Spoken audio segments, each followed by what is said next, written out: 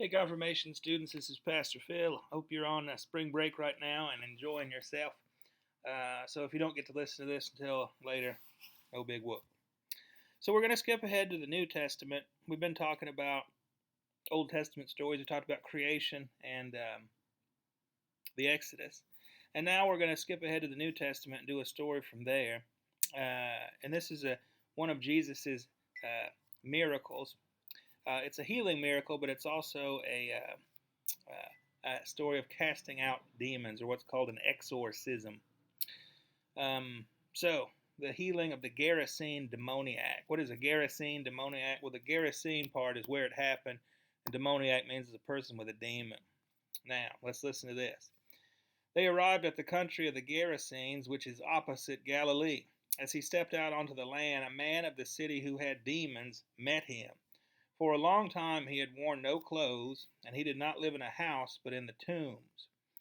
When he saw Jesus, he fell down before him and shouted at the top of his voice, "What have you to do with me, Jesus, Son of the Most High God? I beg you, do not torment me." For Jesus had commanded the unclean spirit to come out of the man. For many times it had seized him. He was kept under guard and bound with chains and shackles, but he would break the bonds and be driven by the demons into the wilds. Jesus then asked him, "What is your name?" He said, "Legion," for many demons had entered him. They begged him not to order them to go back into the abyss. Whoa, lots going on there, right? So let's talk about this a little bit. First, the Jewish people from which Jesus came had a lot of ideas and rules about what they would call clean and unclean things. So holy and not holy things, good and bad things. One of the things that was unclean was Gentile territory. A Gentile is a non-Jewish person. So if a Jewish person went to Gentile country, they were unclean until they could do some rituals to be clean again. So they would avoid Gentile territory so as to protect their ritual purity. So Jesus, by going to this place, is intentionally going into unclean Gentile territory. Now, it says he didn't wear any clothes, and it also says later that the demons would drive him into the wilds. This is both intending to connote that this is a very uncivilized person, place, situation. You know, when you're in polite society, you wear clothing and you don't go off into the woods. You live in town and wear clothes. That's the civilized thing to do. So, unclean that way. Also, he lived in tombs. Dead bodies were considered ritually unclean. If you came into contact with a dead body, you would be considered ritually unclean. There's so many demons in him. He says his name is Legion, which was the name for a detachment of the Roman army, a legion of fighters, a legion fighting force. So there's so many, there's like an army of demons in him. So what I mean to say by saying all that is this is meant to be considered a worst case scenario for a Jewish person. He is in the dirtiest, most unholy, ritualistically most unclean situation that a person could possibly imagine. A naked, demon-possessed Gentile who lives among dead bodies is coming to talk to him. All right? Everything is wrong with this situation.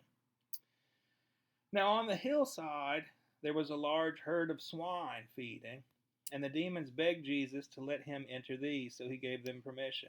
Then the demons came out of the man and entered the swine, and the herd rushed down the steep bank into the lake and was drowned. Now, what else is unclean for Jewish people? Pigs. Pigs were considered unclean. The Jewish people don't eat pork. They don't eat bacon. They don't eat sausage. They don't keep pigs.